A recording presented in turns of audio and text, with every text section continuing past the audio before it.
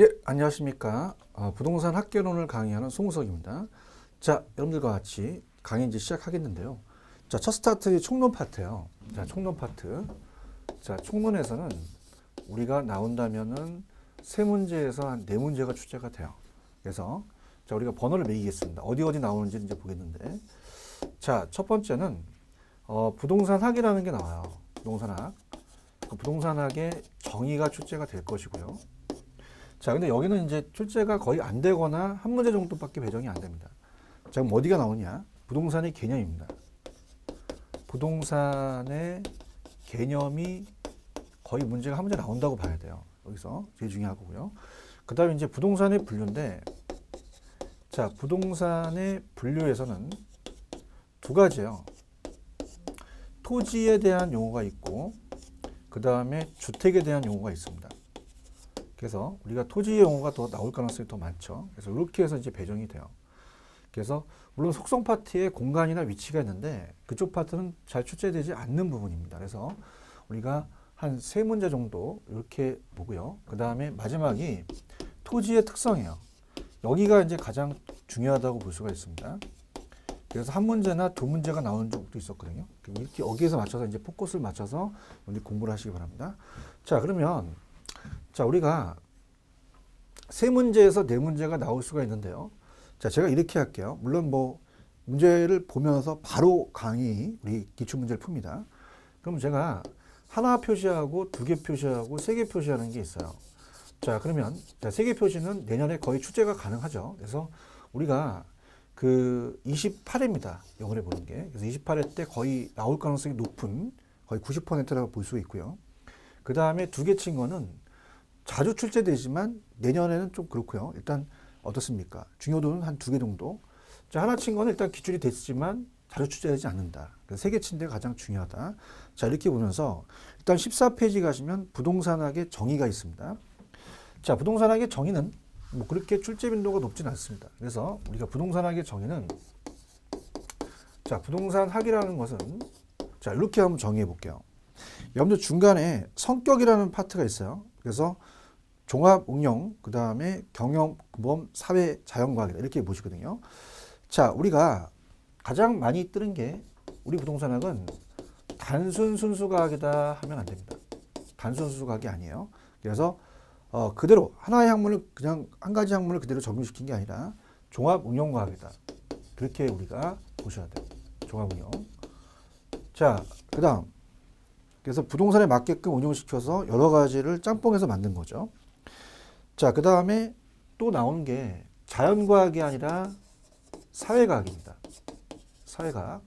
자, 어떻습니까? 우리가 부동산 자체를 연구하는 화산이 폭발한다든가 지진이 난다든가 이게 아니라 인간과 이 부동산이 여러 현상을 학문적, 과학적, 체계적으로 연구하는 학문을 사회과학이라고 하거든요.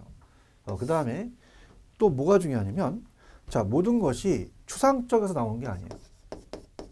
자, 모든 것을 경험을 통해서 어떤 도시를 갔더니 어떤 도시가 어떠한 모양이 생기더라. 이런 것들을 봐서 우리가 구체적 경험과학이다. 요것만 가지고 가시면 돼요. 요것만. 그래서 우리가 규범과학이기도 하다는 것은 부동산은 법적 제한이 많기 때문에 규범만은 과학이지만 제가 추천하는 건 이겁니다. 그래서 우리가 최근에 나왔던 게 순수과학하면 안 돼. 응용과학이라고 하셔야 됩니다. 이렇게 해서 미리 정리를 하시면 돼요. 그 다음에 밑에 나와 있는 연구 분야나 접근 방법은 그렇게 중요하지 않습니다. 그냥 종합식 접근 방법만 체크해 보세요. 자, 우리 부동산을 복합 개념이라고 얘기를 하거든요. 자, 복합 개념이라는 자체가 법경기입니다. 법률, 경제, 기술. 자, 이건 복합 부동산의 개념에서 말씀드릴 거고요. 자, 여기서는 그냥 이 종합식이라는 게 좋아요. 복합 개념이고 우리나라의 부동산학을 체계화시키고 단기간에 통일적으로 정착화시킨 것은 종합식이다. 그렇게만 잡으시면 됩니다. 자, 그 다음에 넘겨보시면은 자, 페이지 15페이지로 가시면 이념이라는 게 있거든요. 자, 이거 다음에 이념만 잡으시면 돼요. 자, 이념이라는 것은 자, 우리가 추구하는 일반적인 방향입니다. 이념을 본다면 자, 두 가지예요. 두 가지 본다면 자, 우리 부동산이라는 자체는 땅이 제한되어 있기 때문에 이용을 잘하자는 게 중요합니다.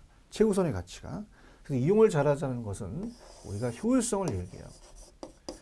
근데 너무 효율적으로 이용을 잘하다 보면 있는 사람이 너무 많이 갖고 가죠. 그래서 분배를 잘하자는 게 형평성이야.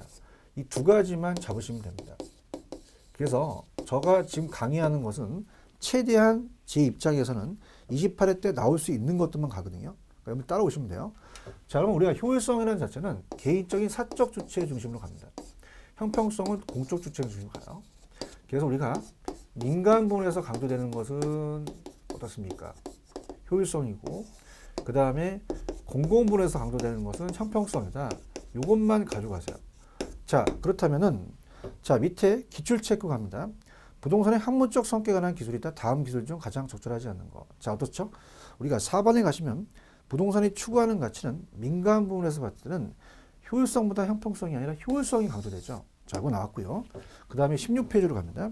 자, 16페이지로 우리가 15페이지 가시면 부동산에 관한 설명 중 틀린 것은 자, 4번입니다.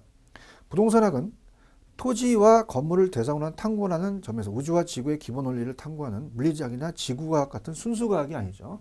응용과학이다. 이렇게 보시면 돼요. 자, 그러면 다음에는 어떻게 나오겠어요? 우리가 자연과학이 아니라 사회과학, 추상적이 아니라 구체적 경험과학이다. 요거 예상됩니다. 자, 이 정도만 체크하십시오.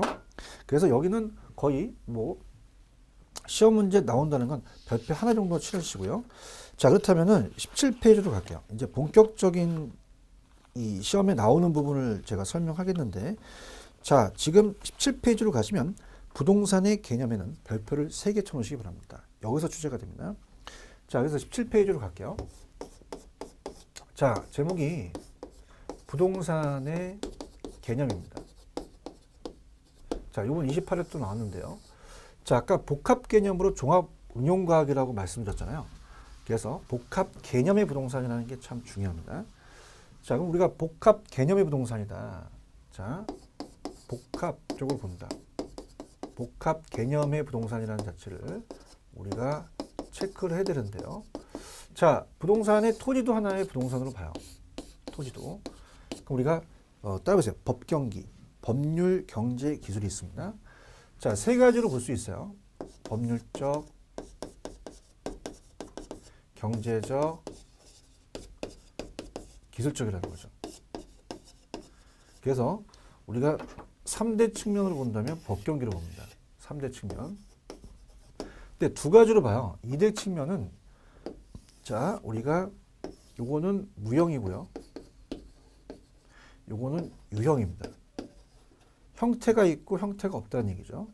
자, 어떻습니까? 자, 우리가 예를 들어서 여러분이 만약에 저쪽 건너편에 있는 건물이 눈에 비쳐요. 눈에 비치는 것은 인간의 눈에 비치는 기술적인 측면으로 본다는 거죠. 근데 자, 이게 얼마짜리인지 아니면 근저당 설정이 되어 있는지는 등기부등본을 띄워봐야 됩니다. 그러니까 무형이라는 건 형태가 없지만 인간의 생각이나 견해에 따라서 간다는 얘기죠. 그래서 우리가 3대 측면을 본다면 법경기로 봐야 되고 2대 측면을 간다면 무형과 유형으로 봐야 돼요. 자, 그렇다면 우리가 바로 들어가겠는데요. 자, 법경기를 따졌을 때 자, 토지도 우리가 하나에 본다면 자연물입니다. 자연이다. 자, 이건 눈에 비치는 거예요. 근데 경제적은 자, 인간 눈에 비치진 않지만 부동산은 자산 가치가 큽니다. 자산이라는 자체는 경제적으로 봐야 돼요. 자, 법률적은 뭐냐면 법에 나와 있다는 얘기입니다. 자, 토지라는 것은 부동산이라고 얘기하는 것은 자, 우리가 민법 법조문에 보시면 제99조 제1항에 토지 및 그 정착물은 부동산이라고 되어 있거든요. 자, 그럼 법에 나와 있다. 자, 그래서 우리가 토지 및 그 정착물이라고 합니다. 그럼 요거를 부동산으로 본다는 것은 자, 토지도 민법에 나와 있다는 거죠. 그래서 기술적이다, 물리적이라고 표현하는 것은 자, 하나의 우리가 눈에 비치는 거고요. 경제적은 돈이 되는 거고, 법률적은 법에 나와 있다는 거, 이렇게 잡으시면 돼요. 자, 그래서 자, 이렇게 해서 이제 우리가 시험 문제가 한 문제가 구성이 됩니다. 자, 그래서 이 기술적이라는 것은 눈에 비치는 거예요. 우리가 공간이라는 자체가 나중에 배우실 거지만 3차원 공간이라는 게 있거든요. 수평 공간이 있고 공중이 있고 지하가 있습니다. 눈에 보이죠? 자연은 하나, 우리가 토지는 자연물이고 그 다음에 토지도 하나의 환경으로 볼 수 있어요. 자연환경. 근데 위치에 따라 다릅니다. 자, 이런 것들은 다 우리가 어떻습니까? 물리적으로 들어가요. 물리적으로. 자, 근데 어떻습니까? 토지는 하나의 자산 가치가 있고요. 또 토지를 투자하게 되면 자본 증식이 사용될 수 있고, 자, 토지를 어떻습니까?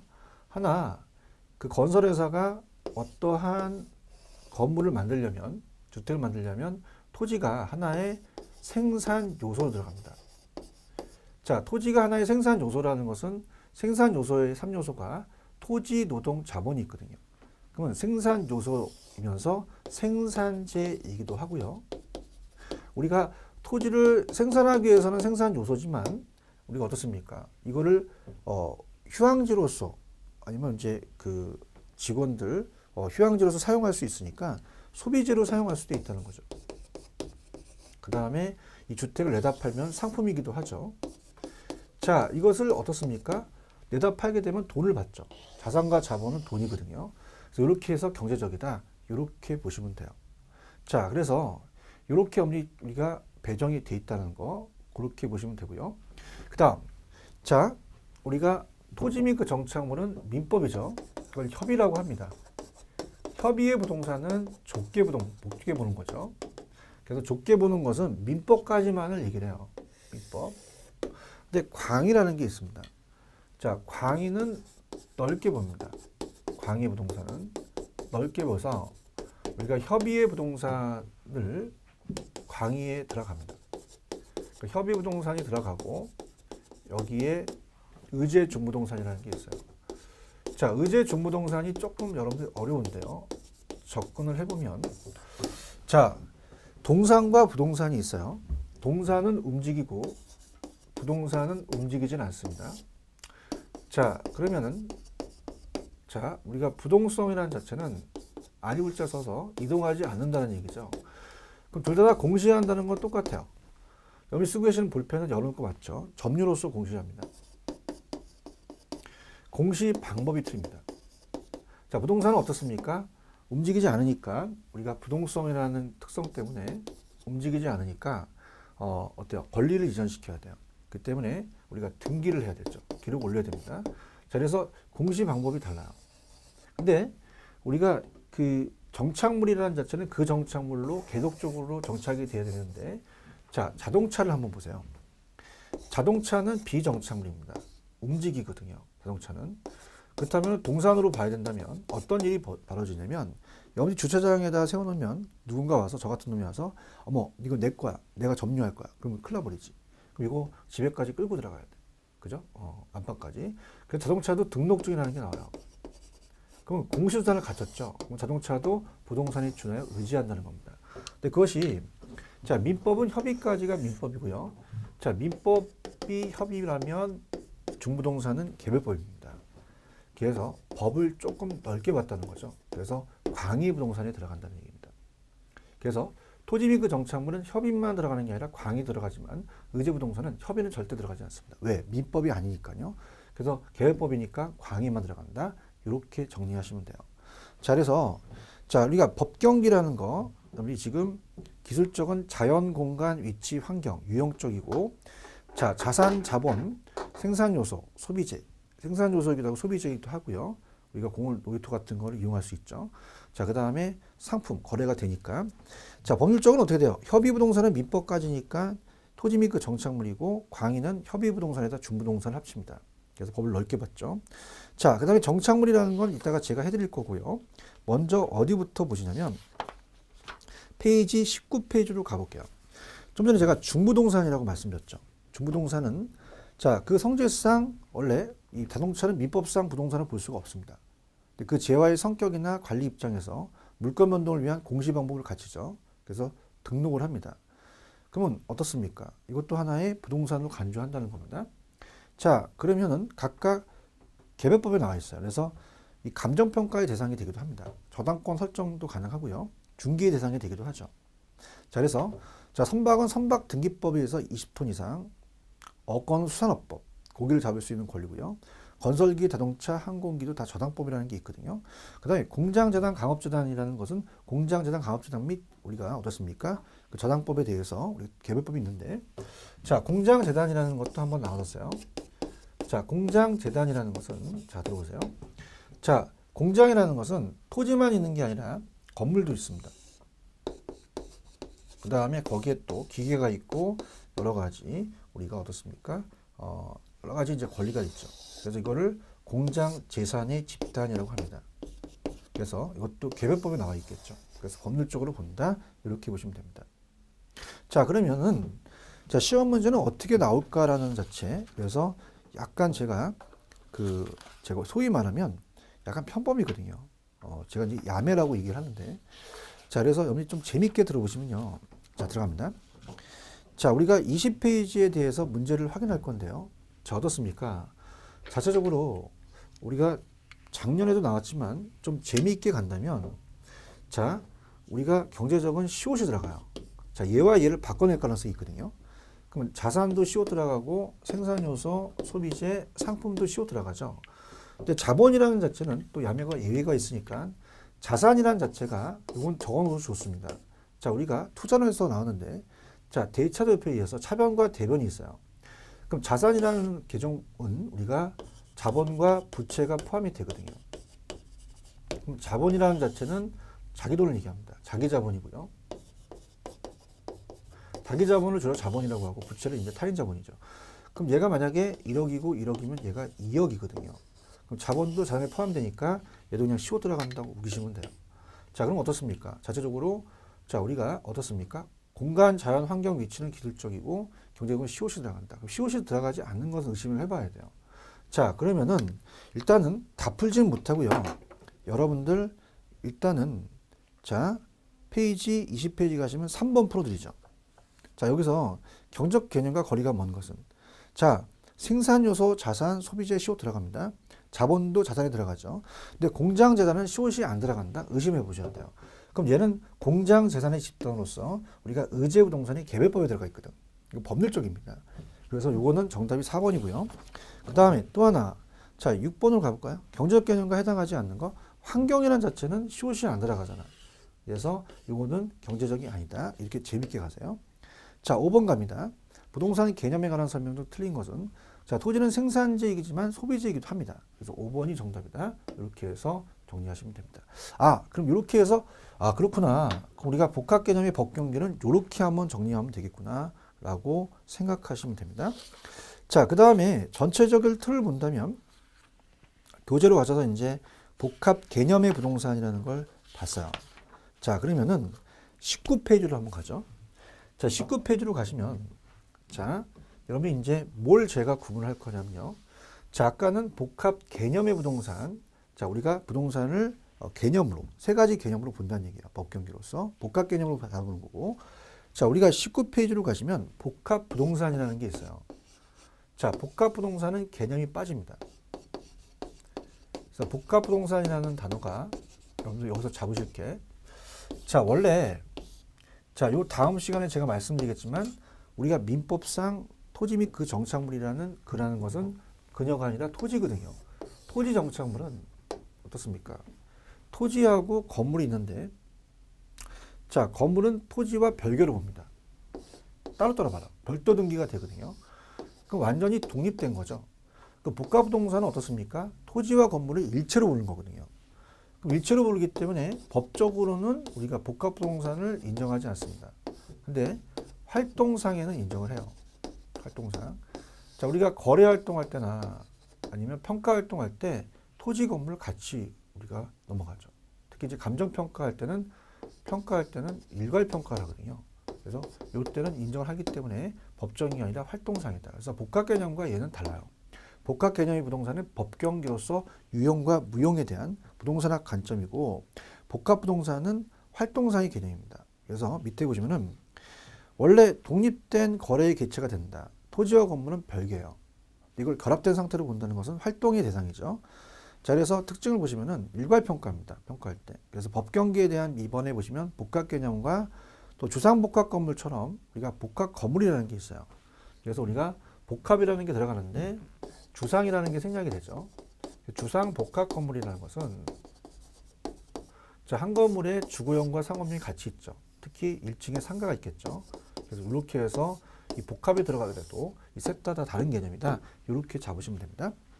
자, 그 다음 아까 제가 앞쪽에서 페이지로 가시면 이제 17페이지를 해드린다고 말씀해 줬잖아요. 17페이지를 이제 정리해 드릴 겁니다. 자, 그래서 우리가 이제 17페이지 가시면은 정착물이라는 단어가 있어요. 그래서 이제 여기가 이제 시험제인데요. 아까 토지 및 그 정착물이라고 말씀드렸죠. 자, 그러면 이제 세부적으로 들어가겠습니다. 자, 이 민법에서는 그 정착물이에요. 그는 그녀를 얘기하는 게 아니라 토지 정착물을 얘기하죠. 자, 그래서 우리가 민법에서 얘기하는 정착물하고 거기 영어로 픽처라고 돼 있죠. 픽처. 그 픽처에 대한 개념은 학문적 접근이 약간 틀립니다. 그래서 우리가 시험 문제 나왔던 개념하고 같이 묶어서 한번 보겠는데요. 자, 민법에서는 토지 및 그 정착물, 토지 정착물을 얘기합니다. 그래서 우리가 토지 정착물을 얘기하는 게 민법이에요. 민법. 그래서 민법상 토지 정착물을 얘기하죠. 자, 그래서 우리가 어떻습니까? 민법에서는 두 가지입니다. 자, 우리가 토지에 독립물이 있고 토지에 종속물이라는 게 있습니다. 독립물은 건물이 대표적이에요. 우리나라 토지와 건물을 별도 등기합니다. 그럼 건물은 별도 등기가 되거든요. 근데 종속물은 토지의 부속물이죠. 일부가 돼버려요. 그래서 토지 소유권 내용에 이 토지 소유권이 이제 어디 갔습니까? 미치면서 같이 따라가는 거죠. 그러니까 여러분이 보세요. 담장이나 축대를 별도 등기한다는 얘기를 못 들으셨잖아요. 그러니까 토지 하나의 일부가 되어버립니다. 이렇게 해서 두 가지로 나눕니다. 독립된 게 있고 독립되지 않는 게 있어요. 자, 그렇다면은 일단 민법상 자 밑에 보시면은 정착물에 대한 유형이라는 게 있습니다. 자, 토지와는 독립된 거와 일부가 있거든요. 자, 독립된 정착물은 토지 소유권 내용이 포함되지는 않습니다. 독립되어 있으니까. 그럼 얘는 건물이 대표적입니다. 그 다음에 수목도 임목법에 의해서 등기된 임목, 소유권 저작권이 되죠. 명인 방법이라는 자체는 우리가 어떻습니까? 홍길동 이렇게 해서 표차를 적어 놓죠. 명인 방법을 구비한 수목이라든지 미분리 가시, 권원에 의해서 타인의 토지에 재배되고 있는 농작물은 다 독립된 걸로 봐요. 자, 그러면서 자, 토지의 일부가 되는 것은 토지의 소유권 내용이 포함이 됩니다. 담장이나 축대 같은 거는 별도 등기가 안 되죠. 특히 다년생 식물이든지 자연과실들도 자, 이거는 그냥 우리가 경작을 요하지 않으니까 자, 이거는 어떻습니까? 그냥 정착물로 간주해서 종속 정착물로 되기 때문에 따라갈 때 같이 따라간다는 거죠. 정착물로 간주합니다. 자, 그렇다면은 이따 하고 나서 보게 되면 좀 어려우니까요. 제 강의에 대한 이쪽 파트에 대한 특색은 바로 문제로 확인하는 게 좋거든요. 자, 그래서 여러분들 어디를 추천해 드리냐면 아까 페이지를 가시면은 기출문제 뒤쪽으로 가시게 되면은 자, 페이지 우리가 22페이지입니다. 자, 22페이지 가셔서 여러분들 제가 별표를 치라고 할 테니까 7번에 별표를 하나 쳐놓으시고요. 자, 이게 대표적으로 토지와 독립된 거와 독립된 아닌 게 나왔었거든. 자, 그러면 독립된 건 건물이 대표적입니다, 여러분들. 2번. 자, 우리가 민법과 굉장히 관련되기 때문에 소유권 보존 등기가 된 임목도 독립된 거라고 배우실 거예요. 명인 방법을 구비한 수목, 권호에 의해서 타인의 토지에서 재배되고 있는 농작물도 들어갑니다. 근데 국어라는 것은 자, 작은 도량이거든요. 그래서 이건 토지와 독립된 것이 아닙니다. 토지 일부가 된 거죠. 그래서 요거는 이제 나중에 공시법 시간 2차 과목에 28가지 지목을 배우시거든요. 국어라는 것도 거기 나오니까 그렇게 해서 이거는 아니다라는 걸 꼭 숙지하시기 바랍니다. 기출됐던 건 또 나올 수가 있어요. 자, 그렇다면은 자, 이제 17페이지로 다시 가셔서 자, 지금까지는 우리가 민법상에 나와 있는 부분을 살펴보았습니다. 자, 그렇다면은 자, 이제 학문적인 접근이에요. 자, 그래서 우리가 그 민법에서 나오는 정착물이 아니라 자, 부동산 정착물을 보겠습니다. 자, 부동산 정착물이라고 하는 것은 학문적인 접근이라는 개론에서 나오는 개념이기 때문에 자, 영어가 있어요. 거기 보시면 여러분들 정착물이 픽처라는 게 있습니다. 자, 요걸로 이제 말씀을 드려볼게요. 자, 고정되어 버린 물건입니다. 자, 그래서 원래 건축자재였어요. 철근이라는 것은 동산이었습니다. 자, 근데 어떻습니까? 요게 토지와 아니면 건물에 설치돼서 부동산의 일부가 되어버린 물건. 자, 고정시킨다. 픽스. 자, 픽처라는 것은 고정된 물건을 얘기합니다. 그래서 이 동산이었으나 부동산에 고정되어 버리면 부동산의 일부로 취급한다는 거죠. 철근은 원래 건축 자재였으나 지금 여러분 여기든 여러분이 지금 있으신 곳이든 옆에 벽에 철근이 있습니다. 그러니까 철근은 원래 이 건축 자재였으나 건물에 설치됨에 따라서 분리될 수 없게 일반 부동산 일부로 되어버린 거죠. 그럼 정착물로 간주한다는 거. 다 이런 것들이 이제 시험 문제입니다. 자, 그러면은 자, 우리가 민법이든 아니면 개론에서 나오는 것이든 자, 그 정착물이에요. 그럼 토지에 계속적으로 정착이 돼 있어야 됩니다. 자, 그러면 어떻습니까? 자체적으로 계속적으로 정착이 돼 있어야 되기 때문에 자, 어떤 표현이 나오면 안 되냐면 일시적인 표현이 나오면 절대 안 됩니다. 그래서 항구적이라든지 영구적이라든지 아니면 계속적으로 정착이 되어 있어야 됩니다. 이렇게 된다는 거 꼭 기억하시기 바랍니다. 자, 그럼 어떻습니까? 우리가 1번에 가시면 항구적이나 영구적이라는 게 중요하죠. 그래서 그 의도로 설치되거나 분착됨에 따라서 부동산의 일부가 되어 분리할 수 없게 되는 물건을 말한다. 이렇게 보시고요.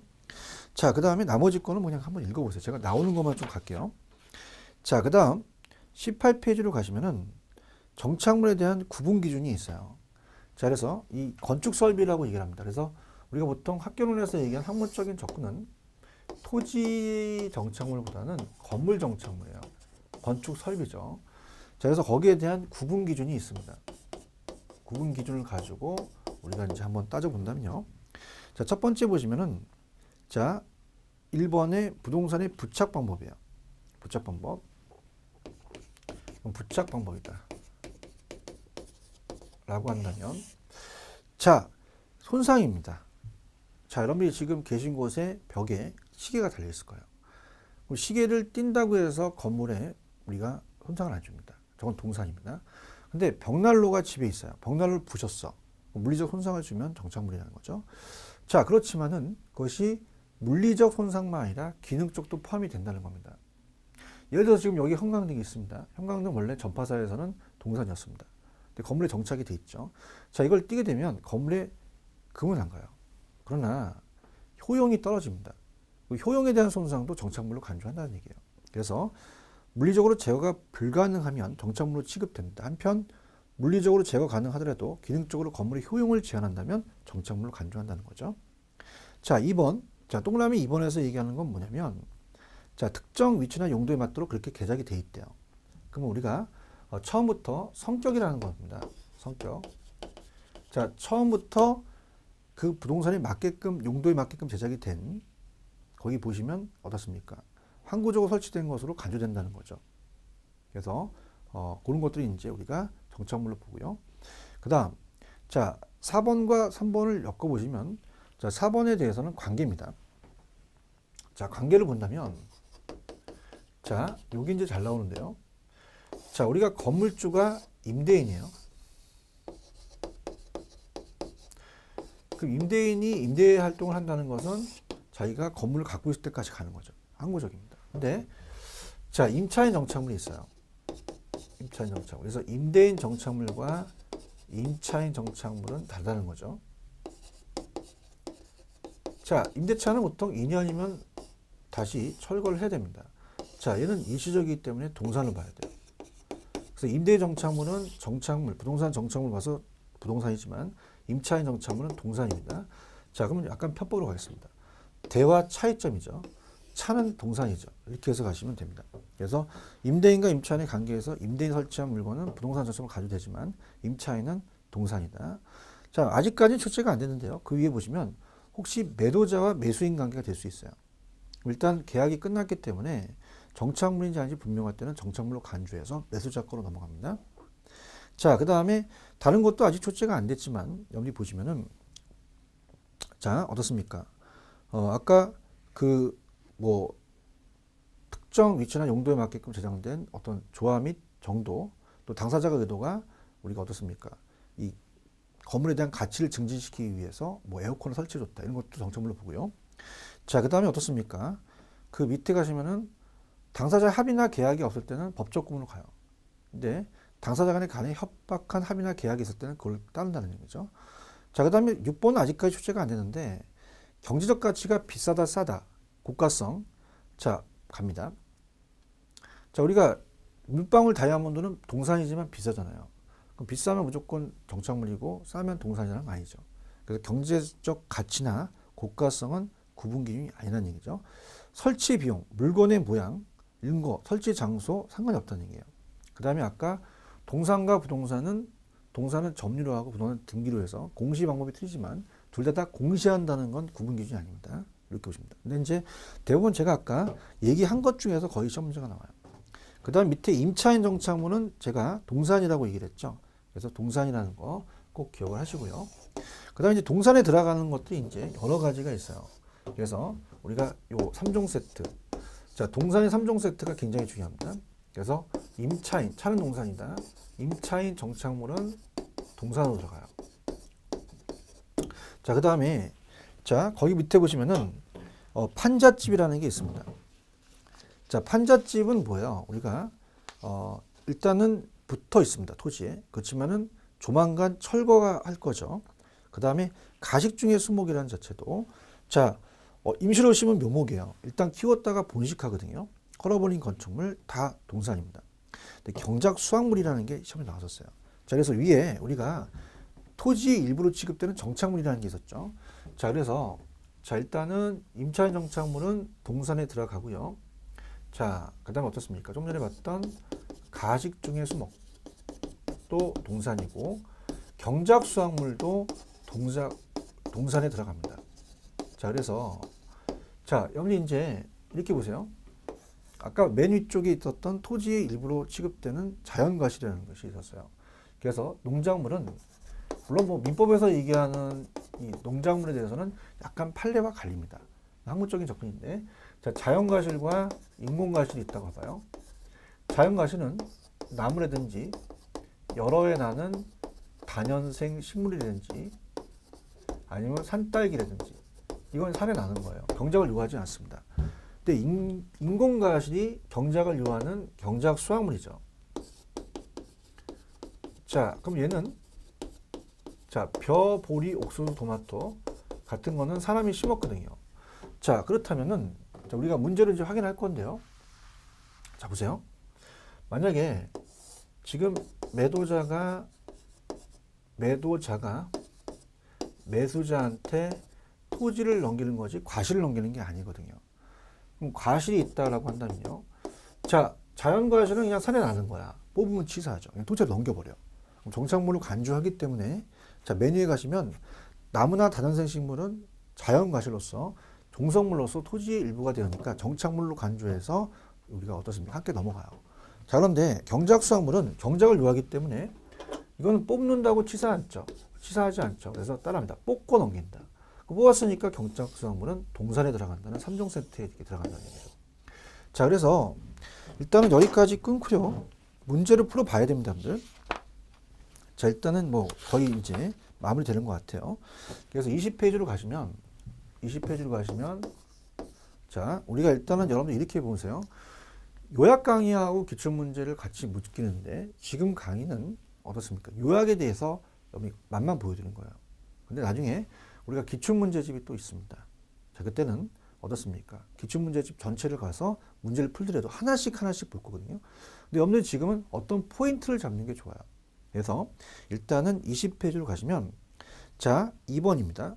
부동산의 개념에 관한 설명은 좀 가장 적절하지 않는 것은 자, 차는 동산이다. 임차인이죠. 임차인 정착물은 부동산으로 간주되는 게 아니라 우리가 간주되지 않기 때문에 동산으로 간다. 자, 그 다음 넘겨보시면은 4번만 풀면 되겠네요. 자, 부동산의 정착물에 관한 설명은 좀 틀린 것은 2번입니다. 토지에 정착되어 있으나 매년 경작을 요하지 않는 나무나 다연생 식물은 자연과실이잖아요. 그럼 얘는 정착물로 간주가 돼요. 종속 정착물로. 그 때문에 함께 넘어간단 말이야. 정착물로 간주되지 않는다는 게 간주된다가 맞고요. 그 다음에 이 물건에 따라서 중개 대상이 되지 않는다는 건 전혀 안 된다는 게 아니라 될 수도 있다라고 하셔야 됩니다. 자, 이렇게 해서 부동산의 개념 한 문제 나온다는 거 꼭 체크하시기 바랍니다. 자, 그 다음 토지의 용어로 가겠습니다. 그래서 우리가 23페이지입니다. 페이지를 적어드릴게요. 자, 우리가 부동산의 개념 봤고요. 그 다음에 23페이지 가시면 우리가 토지에 대한, 주택에 대한 분류라는 게 있어요. 근데 토지 용어가 더 출제될 가능성이 높습니다. 그래서 우리가 2차 과목에 공시법에 공간 정보의 구축 및 관리 등에 관한 법률이 있기 때문에 우리 공시법 교수님이 또 강의를 잘하신 분입니다. 대한민국 최고 강사이기 때문에 그 28가지 지목을 배우시고 오셔야 됩니다. 왜냐하면 이거 하나씩 한다면 제가 공시법 시간에 강의하는 거를 침범하게 돼요. 그 다음에 자체적으로 진도도 안 나가고, 그래서 우리가 여기에 대해서는 나중에 우리 공시법을 충분히 들으시고 같이 접목을 시키십시오. 그 다음 국토의 계획 및 이완한 법률도 우리 공법 교수님 또 강의 잘하신 분이죠. 그래서 도시지역 관리, 농림, 자연환경 보존적으로 나눠진다는 것 자체가 지역, 지구, 구역이라는 게 있어요. 그래서 그렇게 해서 보시고요. 그럼 학교론에서는 어떤 게 여러분이 배울 내용이냐면 밑에 부동산 활동에 따른 분류입니다. 여기서부터 이제 스타트를 끊을게요. 자, 여기서 얘기하는 건 뭐냐면 출제위원들이 저도 이제 박사학위를 받고 출제위원에 대한 자격이 있어서 말씀을 드리지만 이 출제위원들이 얘기하는 것은 어떻습니까? 시험에 나올 수 있는 부분을 가는데 활동상의 개념이 이제 중개 활동을 하면서 토지에 대한 용어를 어느 정도 알고 가라는 얘기예요. 그래서 부동산 활동에 따른 토지에 대한 용어가 중요합니다. 자, 그럼 후보지 이행지가 제일 중요해요. 그래서 후보지 이행지에다가 별표를 표시를 3개 정도 하십니다. 토지 용어도 별표를 3개 쳐주시는 것은 항상 나오기 때문에 하지만 여기가 가장 중요하기 때문에 후보지와 이행지는 별표를 3개 정도 쳐놓으십시오. 그래서 후보지와 이행지가 가장 유력하다고 봐야 돼요. 그래서 우리 후보지 이행지다 이렇게 보시고, 자, 그럼 후보지와 이행지를 가는데요. 자, 어떻습니까? 후보지와 이행지 자체가 우리가 토지에 대한 용도상 분류에 감정평가상의 용어가 후보지와 이행지가 이제 박스를 넘기시게 되면 그림이 하나 보이실 겁니다. 자, 그래서 자, 토지의 용어 후보지 이행지를 스타트를 끊는데요. 들어보도록 하죠. 자, 토지의 용어가 시험에 나옵니다.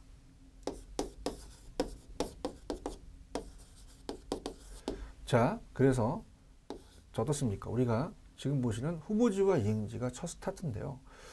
자, 이렇게 한번 볼게요. 먼저 좀 뒤 배우실 게 지금 넘기셨죠? 24페이지를 보시면은 택지와 부지라는 게 있어요. 그죠? 그럼 우리가 부지라는 게 한번 시험에 나왔었거든요. 부지는 건축할 수 있는 토지는 물론이고 건축할 수 없는 토지를 모두 일컫는 포괄적인 개념입니다. 근데 택지라는 것은 감정평가상의 용어로서 우리가 건축할 수 있는 용지로서 주거용, 상업용, 공업용을 얘기해요. 그럼 부지가 더 넓은 개념이죠. 부지와 택지는 잡으셔야 됩니다.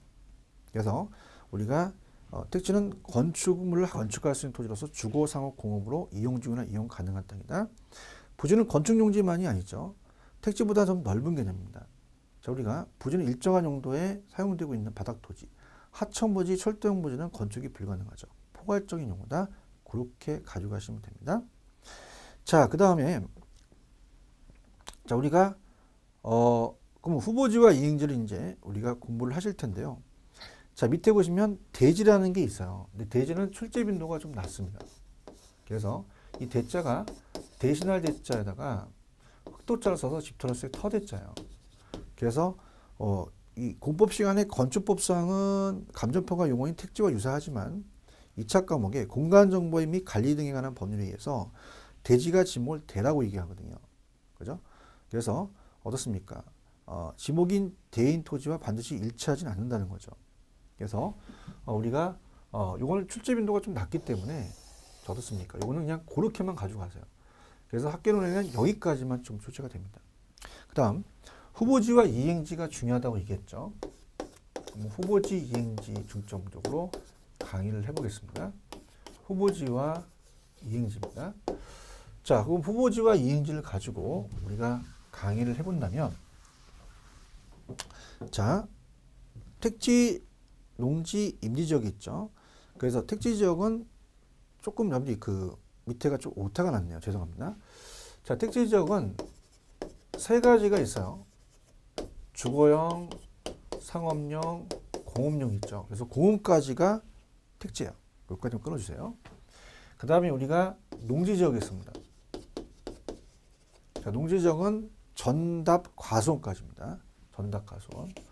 전답 과수원. 자, 우리가 반론 과수원이라는 얘기 들어보셨죠? 저 이렇게 보시고요. 그 다음에 임지지역은 나무 심는 땅이에요. 그래서 용재림과 신탈림, 경재림까지 묶어보세요. 그래서 용재림은 염려 안 제기시는 채권상 가구의 목재 만드는 게 용재림이고, 자 겨울철에 땔감 떼는 목재는 신탈림입니다. 그러니까 잣나무처럼 경제 효과가 나타나는 것이 경재림입니다. 이렇게 보십니다. 자 그럼 후보지와 이행지는 어떻게 염려인지 구분이 되냐면, 자 들어갑니다. 자 농지에서 택지로 바뀌었어요. 바뀌는 과정 중의 토지를 얘기합니다. 과정 중 ing죠. 그럼 전이라고도 그렇고 후라고도 그래요. 그래서 이걸 택지 후보지라고 얘기하거든요. 자 그래서 두 가지입니다. 우리가 임지가 농지로 택지가 바뀐 게 값어치가 굉장히 유용성이 높다고 시험 문제가 나왔었거든요. 그럼 농지에서 택지로 바뀐다는 것은 자 전체적인 지역 상환에 바뀝니다.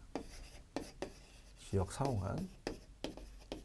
그래서 이거는 크게 바뀐다 해서 대분류라고 얘기합니다. 근데 이행지는 자 지역 상환이 아니라 그 지역 내에서 바뀌어요. 지역 내. 그래서 지역 내에서 바뀌면 작게 바뀌기 때문에, 그러니까 이렇게 세로로 바뀌면은 후보지가 되고요. 이렇게 가로로 바뀌면 이행지가 됩니다. 이렇게 바뀌면요. 자 그래서 이건 지역 내에서 바뀌면은 이행지가 됩니다. 그래서 이거는 소분류가 됩니다. 소분류. 그렇다면은 자 농지가 택지로 바뀌었어요. 그러면 지역 상환에 바뀌죠. 자 지역 상환에 바뀌는 것은 크게 바뀌니까 대분류예요. 자 그럼 요거는 후보지가 되겠죠. 근데 택지 지역 내에서 주거용지가 상업용지로 바뀌는 과정 중의 토지는 지역 내에서 바뀝니다. 그럼 지역 내라는 것은 작게 바뀌죠. 소분류가 되거든요. 자, 그러면 이건 이행지가 돼요. 이행지. 그래서 두 가지를 가지고 이제 우리가 어떻게 암기를 하시냐면, 자 봅니다. 임지가 농지가 택지로 바뀌면 값어치가 올라가요. 자, 예를 들어서 택지를 보셔서 주택을 건물 보시고 농사 짓고 나무를 심는 거는 이상한 거죠. 자, 그러면 우리가 임지가 농지가 택지로 바뀌는 게 값어치가 올라가는데, 자 우리 영화 감독의 임권택 감독이라고 있죠. 그 동생이 임농택이라고 있습니다. 재밌게 하려고 항상 농택이만 쳐요. 너 안 되겠다. 내가 죽기 전에 너한테 영화 감독을 전수해 줄게. 그럼 우리나라 임권택 감독 영화 감독 거장이시니까 대장이시죠. 대불리죠. 이렇게 바뀌면 지역 상환입니다. 그러면 이렇게 지역 내에서 바뀌면 이행지가 된다. 그럼 전이 주거지로 바뀐다. 그럼 후보지가 되고요. 자 전이 답으로 바뀌면 이행지가 되는 거죠. 자 그렇게 보세요. 자 그러면은 재밌게 자 후보. 자 후보가 만약에 이제 임농택이라는 분이 감독상을 탔다. 그럼 타기 위해서는 상을 타기 위해서는 후보들이 대기실에서 기다리죠. 그럼 이 후보들은 상을 타기 위해서 기다립니다. 상호간이라는 게 나오면 무조건 후보지를 찍으시면 돼요. 그죠? 이렇게 해서 재밌게. 자 그러면은 들어갑니다. 자 후보지는 용도적 지역 중에서 택지, 농지, 임지 지역 상호간은 후보지죠. 이행지는 택지, 농지, 임지 지역 용도 지역 내에서 바뀝니다. 그 다음에 요거는 3번은 조금 염두가 어려운데요. 전환 후에 후보지는 지목이 변경된다. 그러나 전환 후에 이행지는 변경되지 않을 수도 있다. 자, 나중에 이제 공시법 시간을 배우시면 전답가가 지목이거든요. 이렇게 바뀌면 지목이 바뀌어요. 그 다음에 이제 공장 용지라는 것은 지목을 장이라고 하거든요. 그럼 주거와 상업은 대입니다. 이렇게 바뀌면 바뀌는데 이렇게 바뀌면 바뀌는데 이렇게 바뀌면 안 바뀌거든요. 그러니까 후보지는 바뀌나 이행지는 변경되지 않을 수도 있다는 건 참고적으로 보시고요. 그 다음에 4번은 감정평가 파트에 나오는데 미리 가보겠습니다. 감정평가사는 전문가예요. 전문가이기 때문에 우리가 보통 평가라는 것은 원칙은 자 성숙도가 높아서 빨리 바뀝니다. 이행되는 속도가. 그럼 우리가 빨리 바뀌면 당연히 후로 가는 게 원칙입니다. 전이 아니라 후로 간다. 그래서 항상 장래를 보기 때문에 평가사는 후로 갑니다. 근데 예외가 있어요. 자, 성숙도가 낮아서 10년째 안 바뀌고 있어. 짜증나.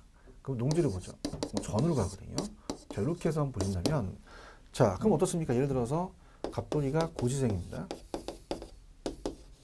제가 지금 신림동에서 감정평가사가 강의를 하거든요. 고시생들이 많아요. 우리가 판사와 검사가 되고 싶대요. 자, 그럼 어떻습니까? 바뀌는 과정 중이란 말이야. 그러면 을순위가 따라잡혀. 그러면서 우리가 지금 판사와 검사의 후의 가치가 있다는 거죠. 얘가 지금 추리닝 입고 다니고 푸석푸석하고 머리도 막 흐트러지고 고생인데 그럼 얘가 막 갖다 바치지. 판사 검사 가치가 있으니까 그 후로 가는 게 원칙인데 그러면 이 쓰레빠가 지금은 승용차로 보이고 자, 이 추리닝이 고급 저택으로 보인다는 거죠. 근데 10년째 안 바뀌어 짜증나. 오늘 딱 봤더니 승용차가 아니라 쓰레빠로 보이죠. 전으로 간다는 얘기예요. 자, 이렇게 해서 우리가 원래 전환 후의 용도로 하는 것이 원칙인데 성숙도가 낮으면 전의 용도로 기준한다. 이렇게 보시면 됩니다. 자, 그래서 그렇게 우리가 토지 용어 후보지 의향지까지만 하고 조금만 쉬었다가 우리가 나지 건부지로 들어가도록 하겠습니다. 자, 조금만 쉬었다 가시죠.